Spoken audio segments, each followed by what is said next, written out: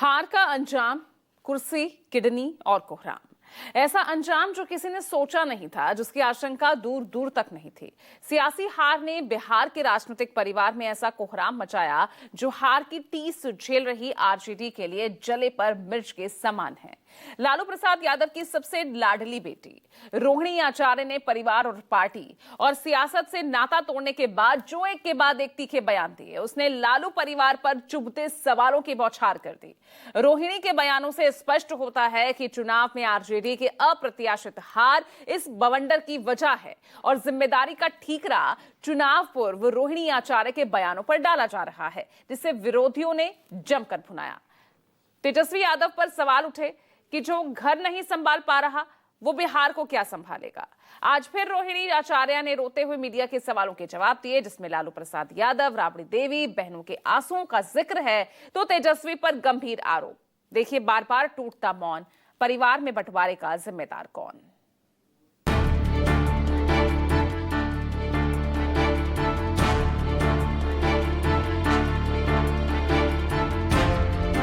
मेरा कोई परिवार नहीं है।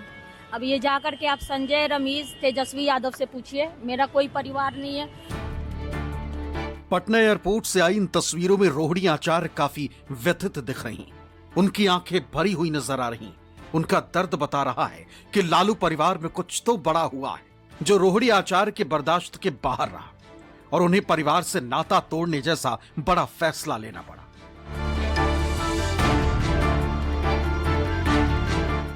आखिर लालू परिवार में ऐसा क्या हुआ कि रोहिणी आचार्य ने परिवार से नाता तोड़ लिया? घर के अंदर ऐसा क्या घमासान मचा जो रोहिणी आचार्य को फौरन ही घर छोड़कर जाना पड़ा? तो लालू परिवार में मची कलह की इनसाइड स्टोरी उनके ही बयान और अब तक आए 3 सोशल मीडिया पोस्ट में ही छिपी, जिसकी शुरुआत हुई 15 नवंबर दोपहर करीब 3 बजे। रोहिणी आचार्य ने सोशल मीडिया पोस्ट किया जिसमें उन्होंने लिखा कि मैं राजनीति छोड़ रही हूं और परिवार से नाता तोड़ रही हूं। जैसा कि संजय यादव और रमेश ने मुझसे करने को कहा था, मैं सारा दोष अपने ऊपर लेती हूं। रोहिणी आचार्य के इस पोस्ट से बिहार में सियासी माहौल गर्मा गया। लालू परिवार सवालों के घेरे में आ गया। रोहिणी आचार्य ने संजय और रमेश 2 नाम लिए, जिससे कयास और सियासी बयानबाजी ने जोर पकड़ लिया। लालू परिवार मामले को सुलझा पाता उससे पहले ही रोहिणी आचार्य ने लालू का घर छोड़ दिया और एयरपोर्ट पहुंच गई। आरोप लगाया कि उनके साथ गाली गलौज की गई, उन पर चप्पल उठाकर फेंकी गई क्योंकि उन्होंने तेजस्वी के सलाहकार संजय और रमेश पर सवाल उठाए थे। मेरा कोई परिवार नहीं है। अब ये जाकर के आप संजय, रमेश, तेजस्वी यादव से पूछिए, मेरा कोई परिवार नहीं है। वही लोग निकाला है हमको परिवार से क्योंकि रिस्पॉन्सिबिलिटी लेना नहीं है उनको।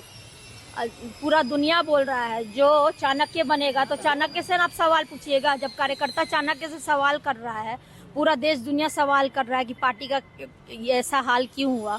अब जब संजय और रमेश इन लोग का नाम लीजिए तो आपको घर से निकाल दिया जाएगा, आपको बदनाम किया जाएगा, आपको गाली दिलवाया जाएगा, आपके ऊपर चप्पल उठा करके मारा जाएगा। रोहिणी आचार्य के इस बयान ने मानो तूफान ला दिया। लालू परिवार पर सवाल उठने लगे कि जिस बेटी ने अपनी जान की परवाह किए बिना पिता को किडनी दान दी, उसके साथ ऐसा सलूक क्यों? क्या परिवार में ऐसी बेटी से ज्यादा अहमियत संजय और रमेश को दी जाने लगी? रोहिणी आचार्य के बयान की हलचल अभी थमी नहीं थी कि उन्होंने 16 नवंबर की सुबह सोशल मीडिया पर एक के बाद एक 2 भावुक पोस्ट किए। कल एक बेटी, एक बहन, एक शादीशुदा महिला, एक माँ को जलील किया गया, गंदी गालियां दी गईं, मारने के लिए चप्पल उठाया गया। मैंने अपने आत्मसम्मान से समझौता नहीं किया, सच का समर्पण नहीं किया। सिर्फ और सिर्फ इस वजह से मुझे बेइज्जती झेलनी पड़ी। कल एक बेटी मजबूरी में अपने रोते हुए माँ बाप, बहनों को छोड़ आई। मुझसे मेरा मायका छुड़वाया गया, मुझे अनाथ बना दिया गया। आप सब मेरे रास्ते कभी न चले, किसी घर में रोहिणी जैसी बेटी बहन पैदा न हो। रोहिणी जो बोलती है सच बोलती है, और जिसको भी कंडेम करना आकर के मेरे सामने बैठवाइए। कल मेरे माता पिता भी रो रहे थे, मेरी बहन रो रही थी मेरे लिए। मुझे भगवान ने मुझे सौभाग्य दिया कि मुझे मेरे इस तरह के माता पिता मिले जो मेरा हर समय मेरा साथ दिए। जिस घर में भाई हो, भाई लोग का ही योगदान होना चाहिए। काहे सारा बलिदान बेटी लोग दी। और जब बेटी कुछ सवाल पूछे तो आप बोल दीजिएगा कि आप ससुराल में जाओ, तुम्हारा शादी हो गया है। मैं अपने ससुराल जा रहा हूँ। बॉम्बे घर है, बॉम्बे में रहेंगे 10 दिन। मेरी सास भी कल से रो रही है ये सब तमाशा देख करके। उनको मेरी चिंता हुई, इसलिए उन्होंने बुलाया कि मैं जा रही हूँ अपनी सास के पास। रोहिणी आचार्य ने पोस्ट में परिवार पर गंभीर आरोप लगाए। उनका दर्द बता रहा है कि बेटी को किस तरह घर छोड़ने पर मजबूर किया गया, और इस पोस्ट में भी उनका इशारा संजय यादव और रमीज की ओर ही रहा। मामला इतने में ही नहीं सिमटा। रोहिणी आचार्य ने इस पोस्ट के कुछ देर बाद ही दूसरा पोस्ट सोशल मीडिया पर शेयर किया। लिखा कि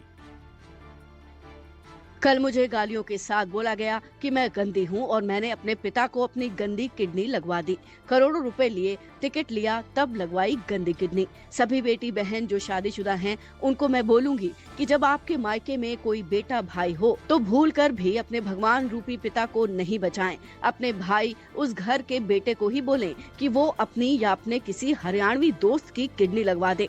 सभी बहन बेटियां अपना घर परिवार देखें, अपने माता पिता की परवाह किए बिना अपने बच्चे, अपना काम, अपना ससुराल देखें, सिर्फ अपने बारे में सोचें। मुझसे तो ये बड़ा गुनाह हो गया कि मैंने अपना परिवार, अपने तीनों बच्चों को नहीं देखा। किडनी देते वक्त न अपने पति न अपने ससुराल से अनुमति ली। अपने भगवान, अपने पिता को बचाने के लिए वो कर दिया जिसे आज गंदा बता दिया गया। आप सब मेरे जैसी गलती कभी न करें, किसी घर में रोहिणी जैसी बेटी न हो। रोहिणी आचार्य ने इस पोस्ट से साफ साफ लालू यादव और तेजस्वी पर हमला बोला है, और जिस हरियाणवी दोस्त का जिक्र किया है, माना जा रहा है कि उनका इशारा संजय यादव की ओर है, क्योंकि संजय यादव हरियाणा के रहने वाले। रोहिणी आचार्य के बयानों से यह माना जा रहा है कि चुनाव में मिली करारी हार पर लालू परिवार में चर्चा हुई होगी, और रोहिणी आचार्य ने तेजस्वी यादव के रणनीतिक सलाहकार संजय यादव और रमीज पर हार की जिम्मेदारी पर सवाल उठाए, जिससे परिवार में घमासान मचा।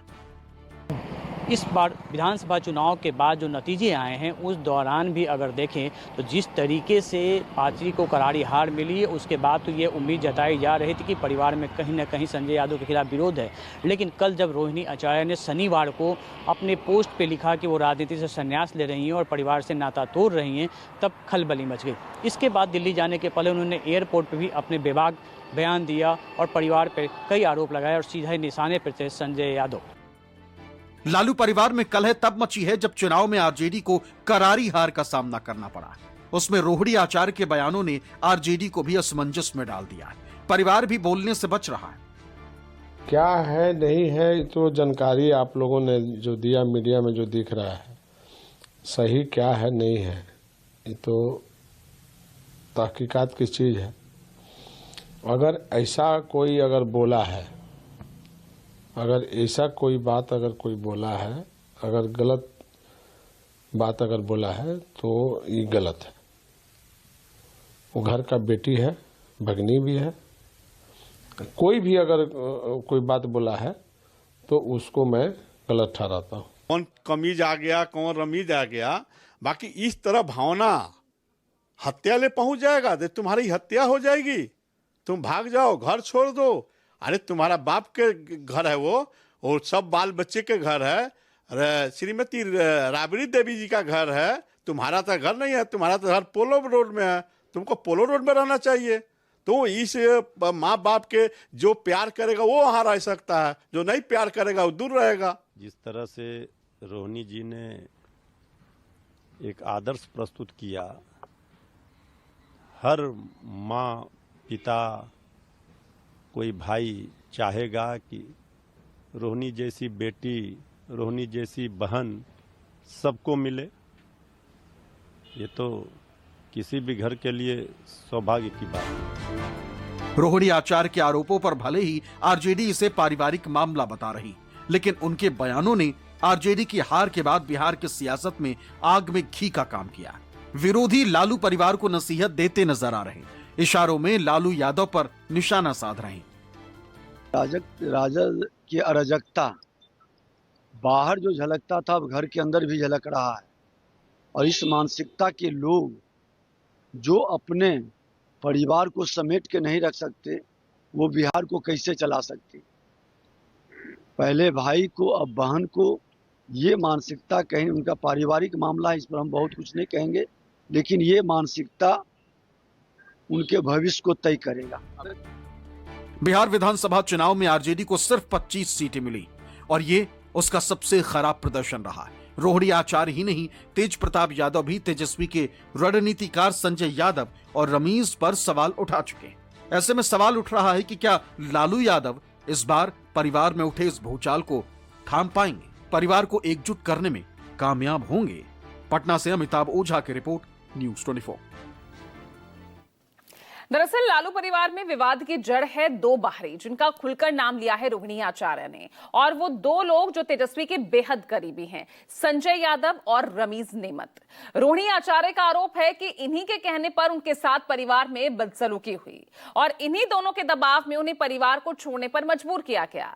अब ये वो दो किरदार हैं जो आज की तारीख में तेजस्वी यादव के लिए परिवार से बढ़कर हो गए हैं।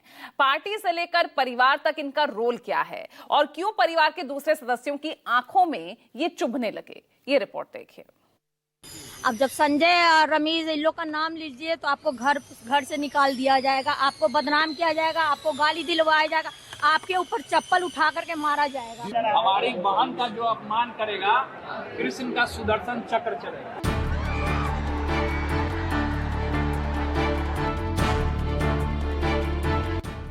पहला किरदार संजय यादव, राज्यसभा सांसद आरजेडी। दूसरा किरदार रमीज नेमत, चुनाव मैनेजर आरजेडी।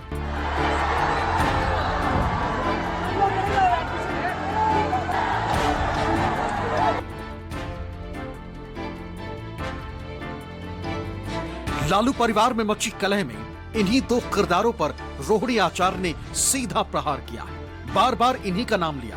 रोहिणी आचार्य ने साफ कहा है कि अगर घर में संजय रमीज का नाम लीजिए तो आपको घर से निकाल दिया जाएगा। सवाल उठ रहा है कि क्या इससे पहले तेज प्रताप यादव के साथ भी परिवार में इन्हीं के कहने पर कलह मची थी? क्या यही वजह है कि तेज प्रताप यादव बार बार जयचंद कहकर हमला करते रहे? अब बहुत सारा लोग जो है आरएसएस माइंडेड और भाजपा माइंडेड सब जगह हर एक दल में घुसा हुआ रहता है। आपने हाल ही फिलहाल में न्यूज देखा होगा या अखबार के माध्यम से देखा होगा, कौन किसका कुर्सी हथियाना चाहता है। हम जयचंदों का नाम नहीं लेना चाहते हैं। रोहिणी आचार्य ने परिवार से नाता तोड़ लिया तो तेज प्रताप को घर और पार्टी से निकाल दिया गया। आखिर संजय यादव और रमीज नेमत में ऐसा क्या है जो तेजस्वी यादव को परिवार का कलह मंजूर है लेकिन इनके बारे में सुनना गवारा नहीं? तो इनके बारे में जानना जरूरी है। संजय यादव को तेजस्वी का बेहद करीबी माना जाता है। वो तेजस्वी के अहम रणनीतिकार और सलाहकार हैं। संजय यादव आरजेडी के राज्यसभा सांसद हैं और हरियाणा के महेंद्रगढ़ के रहने वाले हैं। संजय यादव कंप्यूटर साइंस में पोस्ट ग्रेजुएट हैं और एमबीए भी कर चुके हैं। आरजेडी के अंदर खाने ये बात सामने आई है कि तेजस्वी और आरजेडी के बड़े चुनावी फैसले संजय यादव ही लेते हैं। वही तय करते हैं कि कौन तेजस्वी से मिले और किसे पार्टी का टिकट मिले। इस बार के चुनाव में भी उनके कहने पर ही तेजस्वी ने टिकट बांटे थे। संजय यादव की लालू परिवार और आरजेडी में पैठ कितनी है, इसका अंदाजा इस बात से भी लगाया जा सकता है कि वो तेजस्वी के साथ हर जगह, हर मंच पर नजर आते हैं। चाहे चुनावी जनसभा हो या फिर इंडिया गठबंधन की बैठक, संजय यादव हमेशा तेजस्वी यादव के साथ ही खड़े दिखते हैं। बताया जाता है कि संजय और तेजस्वी की मुलाकात क्रिकेट खेलने के समय हुई और जब तेजस्वी डिप्टी सीएम बने थे तो संजय यादव उनसे जुड़ गए। कहा जाता है कि संजय यादव ने ही आरजेडी की इमेज को सुधारने में मदद की। सोशल मीडिया पेज बनाना, पार्टी की वेबसाइट, आईटी सेल तैयार करने में संजय यादव का रोल रहा है। यही वजह है कि संजय यादव पर तेजस्वी बेहद भरोसा करते हैं। मगर इस बार चुनाव में संजय यादव की रणनीति बुरी तरह फेल हो गई तो परिवार में रोहिणी आचार्य ने सवाल उठाया, जिससे कोहराम मच गया और अंजाम दुनिया के सामने आया। जब लालू प्रसाद यादव को सजा हुई उसके बाद से जब तेजस्वी यादव पटना पहुंचे तो उन्होंने संजय यादव को अपने सलाहकार के रूप में पटना बुला लिया और तब से उनकी दोस्ती बनी गई। तेजस्वी यादव के साथ संजय यादव की जुगलबंदी काफ़ी खूब चली और तेजस्वी यादव के लिए संजय यादव उनके लिए पूरी आरटी का काम देखने लगे और उसके बाद धीरे धीरे दोनों की नज़दीकियाँ इतनी ज़्यादा बढ़ी कि सबसे करीबी अगर कोई था तो वो संजय यादव ही बन गए। और उसके बाद कहा जाता है कि तेजस्वी यादव कोई भी डिसीजन लेते थे तो वो संजय यादव की उसमें भूमिका होती थी। रोहिणी आचार्य ने संजय यादव के साथ साथ रमीज को भी कटघरे में खड़ा किया, उन पर परिवार से निकलवाने का आरोप लगाया है। रमीज नेमत भी तेजस्वी की चुनावी सभाओं में कई बार उनके साथ नजर आए। रमीज नेमत यूपी के बलरामपुर के रहने वाले हैं। उनके पिता का नाम नेमतुल्लाह खान है। वो जेल में बंद पूर्व सांसद रिजवान जहीर के दामाद हैं। रमीज पर साल 2022 में बलरामपुर की तुलसीपुर नगर पंचायत के चेयरमैन फिरोज पप्पू की गोली मारकर हत्या का आरोप। पुलिस ने रमीज नेमत को गिरफ्तार कर जेल भेजा था। फिलहाल रमीज नेमत इस वक्त जमानत पर बाहर है। रमीज नेमत पर यूपी में हत्या, गैंगस्टर एक्ट समेत कुल 12 मुकदमे दर्ज हैं। रमीज नेमत पिछले 2 साल से तेजस्वी यादव की टीम का एक प्रमुख हिस्सा रहे। वो आरजेडी का सोशल मीडिया और चुनाव प्रबंधन देखते हैं। इस बार तेजस्वी यादव के चुनावी वॉर रूम की जिम्मेदारी संभाल रहे थे। चुनाव में हार हुई तो उन पर भी सवाल उठे। परिवार में ही नहीं बल्कि बाहर भी संजय और रमीज को लेकर सवाल। पूर्णिया के सांसद पप्पू यादव ने संजय यादव और रमीज पर हमला बोला।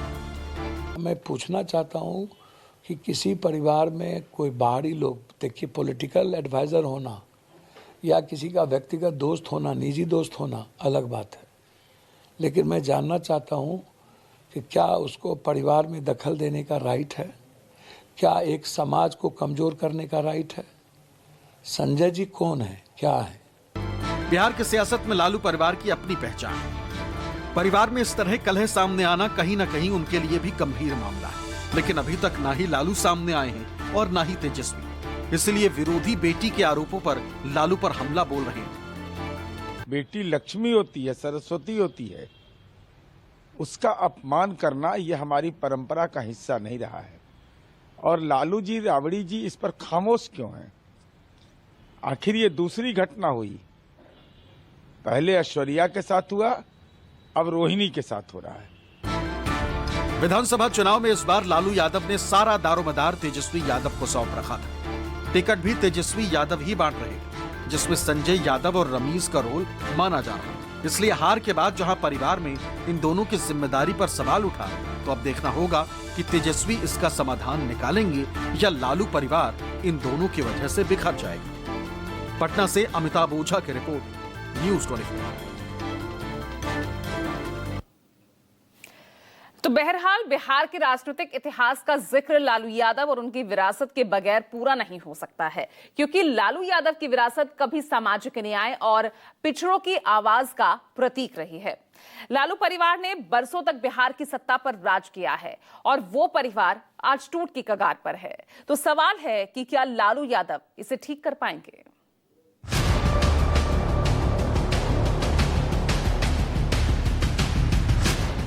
लालू परिवार बिहार में सत्ता का अहम किरदार है।